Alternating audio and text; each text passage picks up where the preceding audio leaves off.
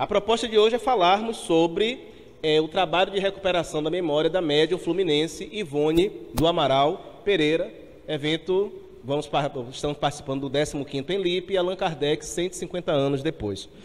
E aí a gente vai entender um pouquinho aí que por que falar de Kardec, de certa forma, implica aí com a história de Ivone Pereira. Para além do trabalho espírita propriamente dito da Ivone, mas algo que tem a ver com a própria mediunidade, com a própria pesquisa em torno de mediunidade e com uma sacada, vamos dizer assim, que Kardec teve no que toca ao estudo da mediunidade, que embora não esteja declarado desta forma, é perceptível da análise do Livro dos Médiuns, tudo aquilo que Kardec escreveu. Para que a gente entenda por que eu estou falando de Ivone Pereira, eu pesquiso Ivone Pereira desde 1999, tá? Eu vou falar um pouquinho, na segunda parte do trabalho, mais para o final, vou falar um pouquinho sobre o que me motivou a essa pesquisa, mas eu pesquiso desde 99 e essa pesquisa já rendeu 5 livros, além de 16 anos de divulgação aí ininterrupta em torno da Ivone Pereira. O primeiro livro é este aqui, Ivone Pereira, Uma Heroína Silenciosa, que foi publicado em 2013, primeira edição dele lá em Salvador. Na sequência, publicamos pela La Chatre, e que é um estudo, eu digo que é um estudo biográfico, porque eu não me limito a fazer uma biografia da Ivone Pereira. A gente busca estudar a Ivone, estudar Espiritismo a partir da obra da Ivone Pereira, dividida em 11 eixos, e a gente vai conseguindo fazer aí um resgate de informações que à época estavam perdidas, coisas bem interessantes. Vou falar dessa parte no final, tá? O segundo livro é o livro, esse é o terceiro, é o livro Pelos Caminhos da Mediunidade Serena, que é de 2006, tá? Ele é um livro em que eu trago entrevistas que a Ivone concedeu quando encarnada, são 7 entrevistas ao todo, 3 delas estavam inéditas à época, estavam lá perdidas em umas fitas cassete que a família tinha e que vieram para minha mão, e acabou resultando no livro, com alguns outros textos também no anexo. Uma entrevista que ela concedeu quando desencarnada ao espírito Humberto de Campos, que está registrado lá no livro É Quase Amanhã, um livro bem antigo, já não é mais publicado, do médium Gilberto Campista Guarino, lá do Rio de Janeiro, tá? Em 2009, parece que é de 3 em 3 anos, né? Mas depois eu interrompi a sequência, 2013, 2006, 2009. Em 2009, publicamos Devassando a Mediunidade, um estudo da obra de Ivone Pereira. Nessa obra, eu me proponho a estudar mediunidade a partir de Ivone Pereira, não só a partir da experiência dela, mas principalmente dos conceitos trazidos por ela. Eu me baseio em Devassando Invisível e Recordações da Mediunidade, são as 2 obras, vamos dizer assim, seminais, que vão nortear o livro, mas outros conceitos de obras como A Luz do Consolador, Dramas da Obsessão e outros escritos dela também vão figurar aqui neste livro, nesse estudo da mediunidade na obra de Ivone Pereira. Em 2016, trouxemos, 2016, 60 anos do Memória de Suicida. Nós publicamos Ivone Pereira Entre Cartas e Recordações. A Ivone escreveu muitas cartas quando encarnada e ainda existem muitas por aí espalhadas, e eu consegui reunir 68 delas. De alguns amigos, como Domero de Oliveira, mais de 40 cartas que ela escreveu para ele entre 1963 e 1983, que é a última carta que está lá registrada. Dora Encontro e outros amigos também, eu reuni esse material e 45 cartas compuseram esse livro Entre Cartas e Recordações, que tem inclusive algumas revelações interessantes aqui sobre os Almino Zimmermann. Já contando fofoca, né? Ninguém nunca me pediu segredo. Tem uma carta dela em que ela faz referência aos Almino Zimmermann, dizendo que ele era personagem de um de seus livros. Que ele fora personagem de seus livros. Aí a gente que fica atento às coisas, né, não deixa passar nada, e médium espírita também é meio fofoqueiro, né? Aí eu lembrei que a Dora Encontro tinha me falado uma certa feita, que em conversa com ela, na casa dela, lá do bairro do Meia, no Rio de Janeiro, na casa da irmã, ela tinha dito que o personagem do livro, Amor e Ódio, o Gaston de Saint-Pierre, vivia em Campinas e era juiz. E que tinha filhos, que tinha colocado nos filhos nomes espíritas, ou seja, nomes de personalidades espíritas. Aí, quando eu li na carta a informação que Zalmino era um personagem do livro dela, eu fui casando as coisas. Aí entrei em contato com o Oceano Vieira. Eu perguntei assim, Oceano, o Zalmino teve filhos? Teve. Quantos? Tantos. E qual o nome dos filhos? Tem um que chama Alain, tem outro que chama Sheila, tem outra, né? André Luiz. Aí pronto, né? Juiz, que ele foi desembargador, desencarnou como desembargador, e se encaixava tudo direitinho na história, né? Com um detalhe, ela conta em uma de suas obras o encontro dela com Chopin, Victor Hugo e o espírito Gaston em 1931. Ele já estava se preparando para reencarnar. O Zalmino nasceu exatamente no dia 3 de outubro de 1931. Né? Então, curiosamente, de uma família de judeus nascendo na data do nascimento também de Allan Kardec. Curiosidades, né? E em 2017 publicamos a 5ª obra sobre a Ivone Pereira, que é Tuti, a Menina Médium, Ivone Pereira para crianças, uma obra em 28 quadras em que eu conto a história dela para o público infantil, tá? Então, por enquanto, são essas 5, tem outras obras da ideia, né, outras obras no pensamento para serem escritas sobre ela. E a gente pode se perguntar, sim, dentro dessa questão, né? Por que estudar ou por que estudarmos a vida dos médiuns, né? Qual o interesse que isso tem? Eu acho que em Kardec a gente vai entender bem isso, em O Livro dos Médiuns em especial, por algumas questões. Primeiro, o Livro dos Médiuns ele materializa o que eu chamo de teoria geral da mediunidade. A gente poderia, ou teoria espírita da mediunidade, poderíamos falar assim, talvez fosse melhor. Uma teoria espírita da mediunidade e uma prática espírita da mediunidade. E por que eu faço questão de caracterizar como espírita? Para que a gente não tenha a pretensão de achar que o nosso discurso é o discurso. O Espiritismo tem um discurso sobre a mediunidade. Ele tem uma teorização sobre a mediunidade e uma visão prática da mediunidade. Tá? Uma teoria que nasce da prática e uma prática que pode nos proporcionar outras tantas teorias. E na verdade, é o que a gente vai fazendo aí com as pesquisas, com os estudos, com as buscas que vão sendo realizadas.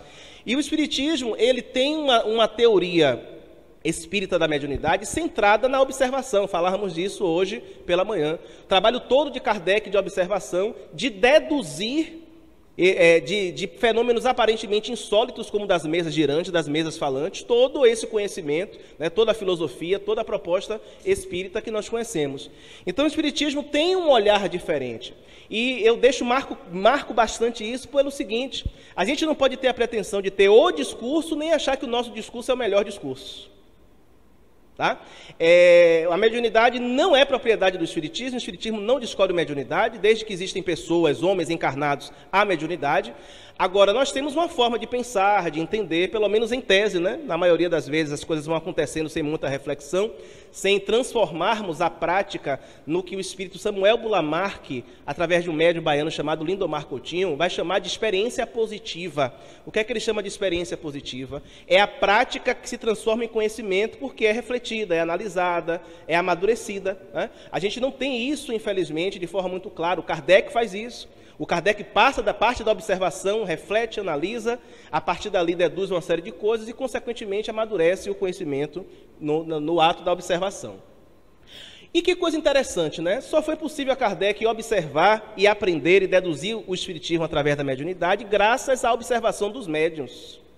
Então, o médium, ele, na verdade, ele não é apenas intermediário dos espíritos, ele é intermediário da própria mediunidade. Não existe a mediunidade como objeto de estudo destacado da pessoa, do indivíduo, né? Por mais que o observador, na observação, possa influenciar o objeto, e eu não posso dizer que a mesa tem uma existência por si só, e a gente poderia falar de muita coisa aí, mas a mesa é um objeto distinto de mim, né? Distinto da minha figura. Eu não tenho como estudar mediunidade assim como um objeto separado das pessoas, dos indivíduos. A mediunidade existe na existência humana. A mediunidade ela é veiculada pelos próprios médiuns. Só existe mediunidade porque há médiuns. Os médiuns, portanto, são veículos, são intermediários da própria mediunidade. Então, só dá para aprender sobre mediunidade estudando médiuns, observando os médiuns e aí tendo aquela sacada de Kardec. É ser capaz de observar os médiuns em suas peculiaridades, porque cada um tem a sua singularidade. Ivone Pereira diz assim, que faculdade mediúnica é feita em impressão digital, cada uma é uma e nenhuma se repete. Mas, apesar das singularidades, há o comum às faculdades mediúnicas. Há o comum à mediunidade. Eu acho que essa foi a grande contribuição de Kardec. Kardec toma contato lá com os fenômenos em março de 1855, me corrijam os que têm as datas mais precisas na cabeça. O Livro dos Médiuns chega em janeiro de 1860, não é isso? 1861, atrasado, mas chegou. Antes tarde do que nunca, né? E são 5 anos e 10 meses de observação de Kardec, para chegar a este livro que ainda hoje nos inquieta, porque eu não tenho um dia que não volte a ele para não lê-lo de outra forma, para não perceber nas entrelinhas aquilo que eu não tinha percebido antes. E Kardec consegue chegar àquela teoria geral graças à observação dos médiuns, observando médiuns, pessoas, estudando, portanto, os indivíduos. Por isso é importante estudar os médiuns. A mediunidade ela é veiculada também pelos médiuns. Os médiuns também são médiuns da própria mediunidade. E apesar disso, a mediunidade se individualiza e se singulariza em cada médium. Não há um médium igual ao outro. Eu posso ter 100 médiuns de psicofonia, ou médiuns falantes, como propõe Kardec, serão 100 médiuns, cada um à sua forma. Cada um com suas peculiaridades, cada um com seus matizes. E, já que é assim, é preciso que em cada experiência mediúnica eu possa, com a observação, com o cuidado, com o olhar atento, aprender o que de especial ela pode nos trazer. E no caso de Ivone, isso se apresenta no Livro dos Médiuns de novo, eu estou correndo porque nosso tempo é curto, e no caso de Ivone, isso também se apresenta de forma muito intensa, muito interessante. Qual a motivação, né? Por que estudar a vida de Ivone Pereira? E aí eu trago 2 motivações. A primeira motivação é doutrinária, tá? Ou uma motivação doutrinária que se desdobra em 2 possibilidades. Primeiro, quem foi Ivone? Olha ela aí, né? Essa foto, gente, eu tenho esta foto, a original, tá? Ela é uma foto que está dedicada à tia Belinha, a tia dela, né? E datada do dia 12/12 de 1912, quando faltavam 12 dias para ela completar 12 anos. Dá até para jogar no bicho, né? Vai que a gente ganha, né? Vai que a gente ganha. Pois é. E aí eu brinco assim, vocês sabem que a Ivone não casou, né? Mas não casou porque eu não conhecia ela na época, né? Porque se eu conhecesse, ela ia casar. Eu sou insistente, né? Ela, portanto, aqui perto de completar os 12 anos e ela aqui já em idade madura. Ivone foi, um pouco de sua vida, uma médium fluminense, como o título inclusive sugere, nascida em 24 de dezembro de 1900, no sítio de Rapaquejo, na vila de Santa Teresa de Valença, hoje cidade de Rio das Flores. E que, com 29 dias de nascida, sofre uma crise de sufocação e fica com a morte aparente, chegam a providenciar o seu enterro. Depois de uma prece muito sentida de sua mãe, a Maria, né, mãe de Jesus, ela retorna à vida e, a partir dos 4, 5 anos de idade, Ivone já via e ouvia os espíritos com uma clareza muito intensa. Tá? Isso era algo, de certa forma, não tanto escandaloso para a família, porque os seus familiares já eram espíritas no nascimento dela. O seu pai era médium, inclusive, ela disse que era médium de cura. Eles moravam numa cidade muito pobre, o pai curava lá na ferrovia onde trabalhava, chegou a curar alguns trabalhadores e tal, com a sua mediunidade de cura. E ela via os espíritos com muita frequência, via 2 em especial, que tem ligação com o passado dela, Charles, que fora seu pai, Roberto, seu marido, na encarnação imediata. E isso trazia para ela grandes perturbações, porque eram visões acompanhadas da recordação do passado. Ela tinha dificuldade, portanto, de aceitar esta vida, porque a outra ainda estava muito vívida em sua memória. Ela passou até os 11 anos de idade morando com a avó paterna, uma época em que ela diz, inclusive, que ela tinha um hábito de brincar assassinando as bonecas num riacho que passava perto de casa. A avó costurava para ela as bonecas de pano, ela matava, entre aspas, as bonecas no riacho que passava. E ela disse que isso era um eco, talvez, do passado. Ela se mata sobre as águas do rio Tejo, em Portugal, e aquilo certamente é um fenômeno de repetição que ia acontecendo com ela. Aos 11 anos de idade, ela volta para a casa paterna e materna, passa a assistir às primeiras reuniões mediúnicas, com 11, 12 anos de idade. Um escândalo hoje, né? Você botar uma criança para assistir reunião mediúnica hoje é um escândalo. E olha como eu falo da teoria espírita, né? Para quem trabalha no candomblé, na Umbanda, isso é muito natural. As crianças lidam com muita naturalidade, os fenômenos acontecem, as crianças estão lá circulando, né? Eu tive a possibilidade de até os 13 anos frequentar Umbanda e frequentar Candomblé, e lhe digo, muita naturalidade. Graças a essa experiência eu aprendi a lidar com o espiritismo de outra forma. Sem o na mediunidade, né? Mas mediunidade, com a naturalidade que ela naturalmente tem. Ela então passa a assistir às reuniões mediúnicas, tem seus primeiros contatos com Bezerra de Menezes nessa idade. Seu pai lhe confia o Livro dos Espíritos e o Evangelho segundo o Espiritismo aos 11 anos de idade. E a partir de então ela vai, aos poucos, percebendo que era médium e naturalmente aprofundando o seu contato com os espíritos. Com a idade de 25 anos, para completar 26, em 1926, ela se muda para Lavras, em Minas, fica lá por cerca de 6 anos, e é ali que ela vive o período mais fecundo de sua existência, inclusive na mediunidade. Grande parte dos livros que conhecemos dela, os romances, foram inicialmente escritos lá, os rascunhos foram escritos lá, ou foram histórias que aconteceram lá, como lá Leonel e os Judeus, aquela novela do livro Dramas da Obsessão. Já está estudando lá, né? O Dramas, que é muito boa aquela novela, o livro como um todo é muito bom. Tá? Uma curiosidade, ela toma contato pela primeira vez com Camilo Castelo Branco em 1913, mais ou menos. Ela conta que ela conheceu o Camilo numa festa de aniversário.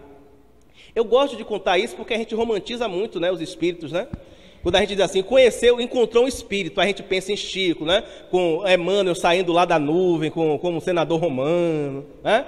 Ou então um clarão assim, e ela conheceu o Camilo lá sentado numa mesa, estava sentado à mesa, com o queixo assim apoiado na mesa, certamente os ombros, né, apoiados, os cotovelos e a mão no queixo. Começam a conversar, ela não sabia quem era. Anos depois, uma tia estava lendo um livro, um romance, e ela vê a foto e diz assim, eu conheço esse homem.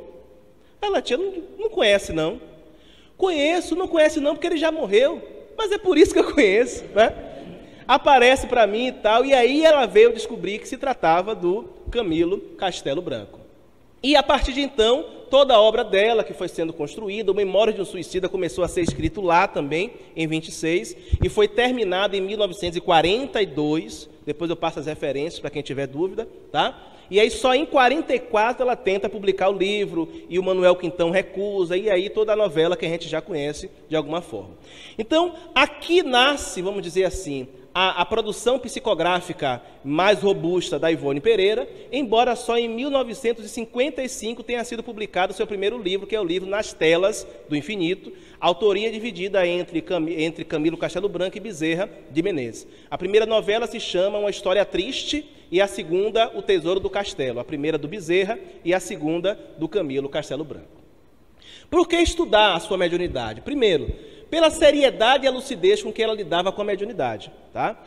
Isso é algo reconhecido por todos aqueles que conhecem sua obra, que estudam sua obra e que também a conheceram pessoalmente. Ivone era muito pé no chão, muito tranquila. É alguém que a gente pode dizer assim, não se deixou picar pela mosca azul da presunção. Tá? E visceral, a ponto de ser, às vezes, descortês com quem desejava incensá-la. Conta a sobrinha dela que uma vez um rapaz chegou para conhecê-la, ela morava ainda no bairro de Piedade, e quando ela sai à porta que ele a viu, ele se joga no chão, se ajoelha. E ela era baixinha, mas bastante robusta e viril, ela toma ele pelos braços, levanta de um jato, dá-lhe um sabão fraterno, que o rapaz saiu e nunca mais voltou. Né? Ela era assim, e ela ainda dizia assim, olha, eu sou assim mesmo, e quem quiser médio evangelizado, procura o Chico. Eu sou assim, era a fala dela constante, repetida. E ela não se deixava de forma alguma, ela era arredia, inclusive, a publicidade. As entrevistas dela só vão acontecer na década de 70, quando ela já relaxa um pouquinho, né, em relação a essas questões, porque ela não queria de forma alguma aparecer. E eu acho que ela conseguiu isso. Quando a gente vai por aí fazer palestras sobre ela, que eu pergunto assim no salão, quem já ouviu falar da Ivone Pereira? Aí tem lá uns 5 gatos pingados que levantam a mão. Aí quando eu vou mais um pouquinho, que pergunto, quem já ouviu falar do Memória de Suicida? Quase todo mundo levanta a mão. Isso eu acho fantástico, porque a obra é conhecida e ela não. Hoje a gente tem, infelizmente, a mania de ir na contramão de Kardec, a gente mede primeiro o nome do médium para depois pensar na obra. Não é? Você pega uma obra mediúnica, a primeira coisa que está lá em letras garrafais é o nome do médium. Você primeiro pergunta, quem foi que psicografou? Eu chego nos lugares para fazer palestra sobre os livros e tal, e as pessoas perguntam assim, é psicografado? Com um sorriso no rosto. Aí quando eu digo não, foi trabalho de pesquisa, tá certo, né? Aquela decepção, né? Aquela decepção, poxa, mas eu queria um psicografado. As pessoas são assim. A Ivone tinha essa lucidez, essa seriedade, não se prestava a quimeras, e isso está expresso no livro, mas no que toca ao fenômeno, a sua mediunidade apresenta características singulares, que nós podemos chamar de complexo mediúnico. Aliás, uma expressão de Valdeir Bezerra de Almeida, no livro A Complexidade da Prática Mediúnica, lá pela FEB, que ele diz assim: o que é um complexo mediúnico? É um conjunto de caracteres psíquicos não encontráveis na maioria dos sensitivos. Suas faculdades têm algo a mais a ser observado. São de uma demonstração de que não há mediunidade igual entre aqueles que a possuem, não obstante a rotulagem que se dê. E ele aí vai exatamente tratar de um capítulo específico falando do complexo mediúnico Ivone Pereira. Ivone possuía inúmeras faculdades, olha ela aí de novo, tá? As que nós catalogamos, ou como tais, mas dá para acrescentar coisa aqui. Médio de vidência e de audiência, psicofonia e oratória. Ela conta que as melhores palestras espíritas que realizou foi graças à oratória. Os espíritos a retiravam do corpo, passavam para ela o roteiro, quando ela voltava para o corpo, no horário da palestra, das duas uma. Ou eles estavam presentes e acionavam, ou mesmo de longe davam um comando num processo hipnótico. E ela então reproduzia aquilo que os espíritos tinham lhe passado. Claro, não basta apenas ser reprodutora, tem que ter conhecimento, tem que ter base, fundamento para que isso aconteça. Médio de receituário e cura, reclamava horrores de que o movimento espírita tinha se distanciado do receituário mediúnico. Tá? Ela julgava uma atividade importantíssima. Ela foi médium receitista, receitou sob os auspícios de Eurípides Bassanufo, de Bezerra de Menezes, de Bittencourt Sampaio também, e ela receitava homeopatia, não trabalhava com alopatia. Médio de cura, chega a relatar curas de paralíticos, vítimas de obsessão que ela realizou, ou de curas que ela realizou em pessoas obsidiadas com auxílio de Bezerra de Menezes, de Eurípides Bassanufo. Médio de efeitos físicos, há relatos dela, inclusive, de Chopin se materializando para ela, em seu quarto. Olha que coisa chique, né, gente? Nem um pouco chique essa moça, né? Chopin se materializava para ela, está lá no capítulo 3º do livro Devassando o Invisível. Ela disse que chega um momento, teve um dia que foi tão intenso o fenômeno, que ele chegou a expectorar e ter hemoptises diante dela ali. Né? Médio de psicometria, contato com objetos, com pessoas, com ambientes, e tinha a percepção de imagens relacionadas ao objeto psicometrado. Também médio de premonição, tem um capítulo especialíssimo sobre isso, em que ela fala, inclusive, sobre o fato de que a natureza da premonição, quando mediúnica, tem muito a ver com o caráter do espírito. E ela compara. O Charles, como era muito disciplinador, as premonições eram percepções muito duras. O Bezerra já era uma coisa mais suave, que tinha uma relação muito mais paternal com ela, embora o Charles também tenha sido seu pai. Desdobramento, tá? Também desdobramento, embora a gente saiba que, na origem, o desdobramento é uma faculdade anímica, e também médio de psicografia, as obras delas estão aí para a gente conhecer. Tá? Alguns espíritos com que ela trabalhou. Bezerra de Menezes, Eurípides Bassanufo. Quem é esse, gente? Esse outro? Bittencourt Sampaio. 10 bônus horas para quem acertou, tá? Depois eu transfiro para a conta. Esse, tá fácil, né? Camilo Castelo Branco, já vai falar sobre ele daqui a pouco. Esse moço, Frederic Chopin. E este outro, Tolstói, né? Leon Tolstói, não é Denis, não. Esse é Tolstói, não é Denis, não. Parece Denis. Cheguei a ficar com dúvida agora.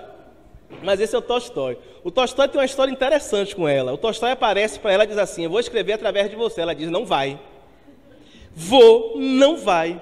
Vou escrever regionalismo russo. Aí é que você não vai. Já é difícil escrever regionalismo na língua da gente, que dirá em russo. E ele disse assim: você teve uma vida lá e não vai ser difícil para mim acionar os recursos, fica tranquila. Ela se distrai, um belo dia está lá trabalhando, ele envolve ela e de um jato escreve um conto chamado O Sonho de Rafaela, que está lá no capítulo 3º do livro Ressurreição e Vida. E aí, quando ele termina, ele diz assim a ela: fiz isso para te convencer. E aí, nas noites seguintes, ele tira ela do corpo e leva para conhecer a Rússia e tal. Que coisa chique, né, bem? Conheça a Rússia sem sair de casa, né?